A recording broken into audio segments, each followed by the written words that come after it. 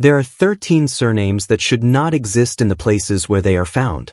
They appear in mountain villages that never should have had contact with the sea. They appear in desert oasis towns thousands of kilometers from where their language roots suggest they began. For centuries, families carried these names as simple facts of identity, a marker of a clan, a trade, a hometown long forgotten. No one questioned them. No one needed to. Then geneticists started looking at the men who carried them. What they found did not confirm the old stories. It did not simply add detail to a quiet regional history. It suggested something stranger, that these 13 surnames may be fragments of one of the largest, longest, and most quietly consequential human networks ever built. Not an empire. Not a single people. A corridor. A 4,000-mile thread of merchants, soldiers, monks, and wanderers who, over 2,000 years, left their DNA scattered across a landscape that stretched from the Yellow Sea to the Mediterranean. The story we were told was simple. The evidence turned out to be anything but. For most of modern history, the Silk Road has been treated as a metaphor as much as a place, a poetic shorthand for exchange, for silk and spice moving west, for glass and horses moving east. Historians built a tidy narrative around it. Distinct peoples, living in distinct regions, occasionally meeting at trading posts to exchange goods before retreating back into their own separate worlds. Chinese merchants stayed largely Chinese. Persian traders stayed largely Persian. Sogdian, Turkic, and Indian populations occupied their own genetic and cultural lanes, brushing against each other at the edges but rarely blending in any lasting way. Surnames in this old model were treated as reliable anchors. A name rooted in Sogdiana meant Sogdian ancestry. A name tied to a Han Chinese trading clan meant Han Chinese lineage, uncomplicated and continuous. It was a story built on convenience, because tracing a name across a written record is far easier than tracing a genome across 2,000 years of movement. And for a long time, it felt like enough. But the first cracks did not come from genetics. They came from the names themselves. Historians and linguists began noticing surnames that did not sit comfortably where they should. Clans in Western China carrying names structurally consistent with Central Asian Sogdian merchant families. Trading families along the Iranian plateau bearing name patterns that echoed further east than any known migration should explain. In some cases, the mismatch was subtle. A syllable, a title, a clan marker that felt borrowed rather than native. In other cases, it was almost impossible to ignore. A surname associated with a Buddhist monastic lineage appearing in a Muslim trading town 600 years after the monastery itself had vanished from historical record. None of this proved anything on its own. Names travel. Names get adopted, translated, absorbed into new languages for reasons that have nothing to do with blood. But taken together, the pattern was strange enough that it stopped being dismissible as coincidence. Something had moved along that road besides goods. The question was what and how far.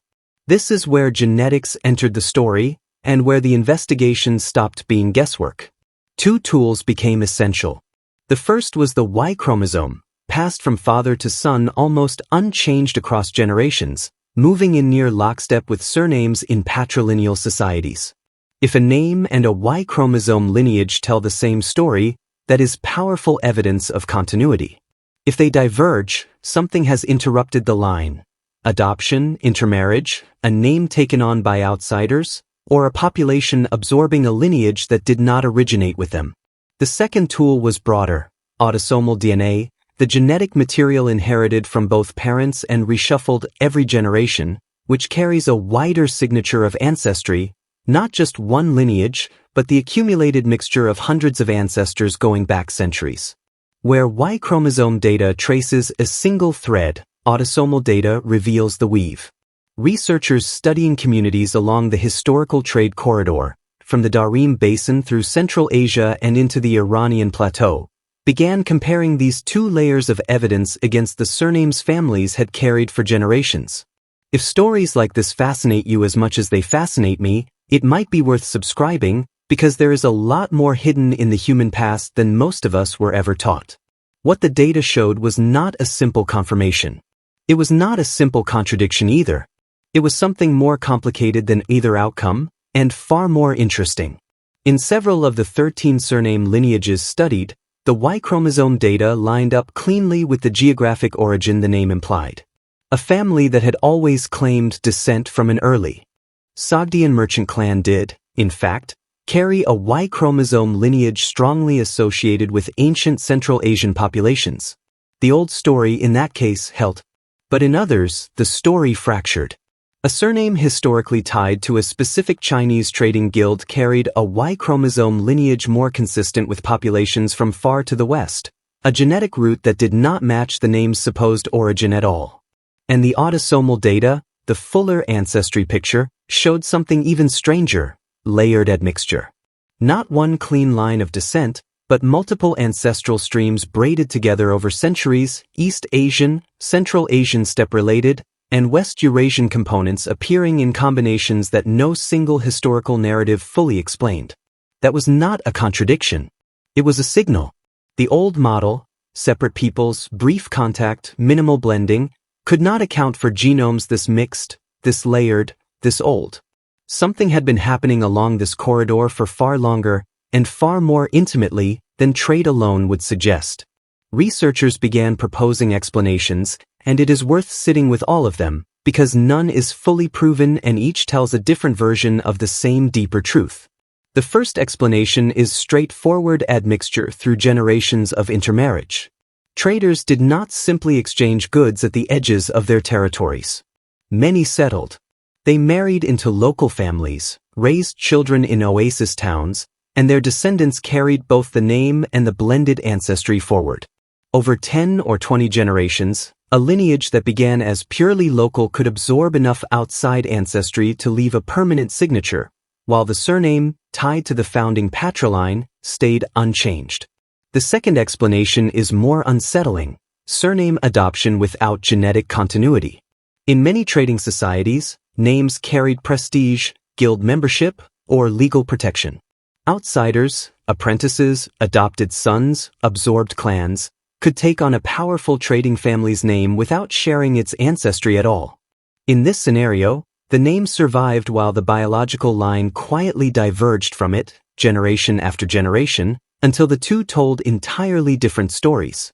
The third explanation is the most tantalizing, and the most cautious researchers are careful with it: the possibility of an unaccounted ancestral stream, a population that contributed genetically to multiple communities along the corridor without leaving a clear name, a clear archaeological signature, or a clear place in the historical record. Some researchers have described this kind of pattern, tentatively, as evidence of a ghost contribution, a population whose genetic fingerprint is visible in the data long after its cultural identity has been erased from memory. No single explanation accounts for all 13 surnames. That, in itself, is the point. The corridor did not produce one kind of history. It produced many, overlapping and colliding across 2 millennia. The turning point came with a broader wave of ancient DNA research, genomes recovered not just from living descendants, but from burial sites along the trade routes themselves, spanning roughly 2,000 years of continuous use. Comparing ancient genomes to modern surname holders allowed researchers to do something the historical record alone never could: watch the mixture happen in something close to real time, generation by generation, burial by burial. This is where the evidence became decisive rather than merely suggestive. The ancient genomes did not show a single wave of migration and then stability. They showed pulses, periods of intense mixing coinciding with known surges in trade activity, followed by generations of relative genetic stability, then new pulses when new trade networks opened. The DNA was not a static snapshot. It was a record of the corridor breathing, expanding, and contracting over centuries. And within that breathing pattern, the 13 surnames told their most surprising story yet. Not one of the major lineages traced to a single point of origin. Every one of them, when followed back far enough, split into at least 2 ancestral branches, and in several cases, 3. A name assumed to be purely Persian in origin carried a Y chromosome branch with roots stretching toward the eastern steppe.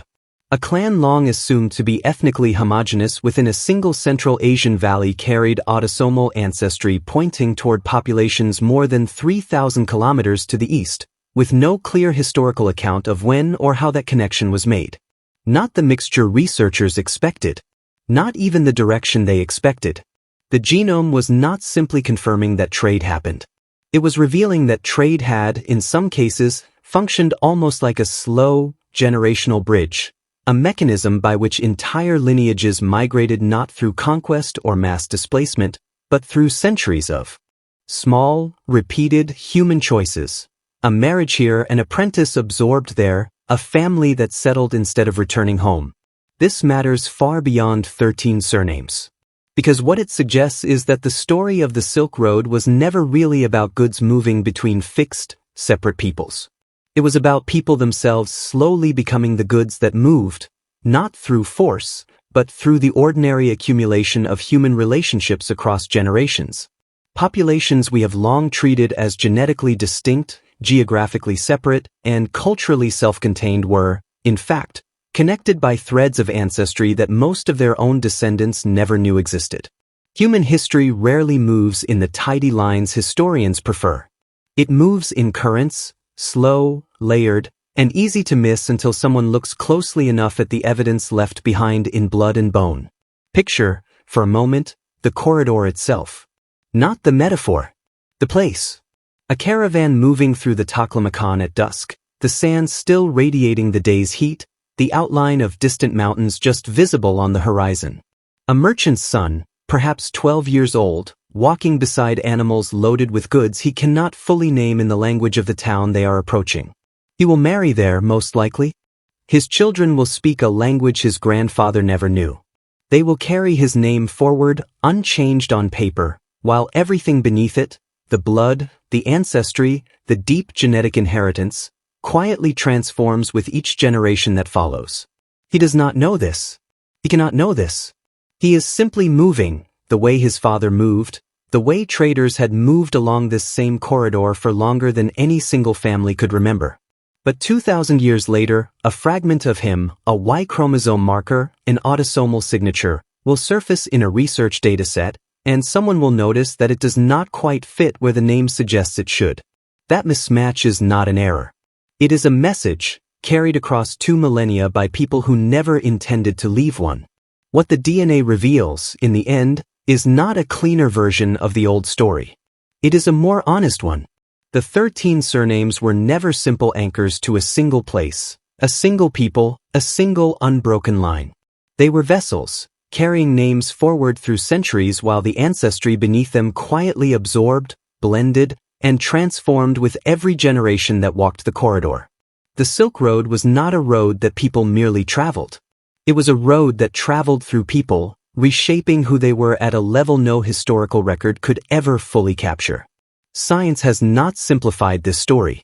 It has enlarged it. The old map, separate peoples meeting briefly at trading posts, was too small for what the genome actually preserved.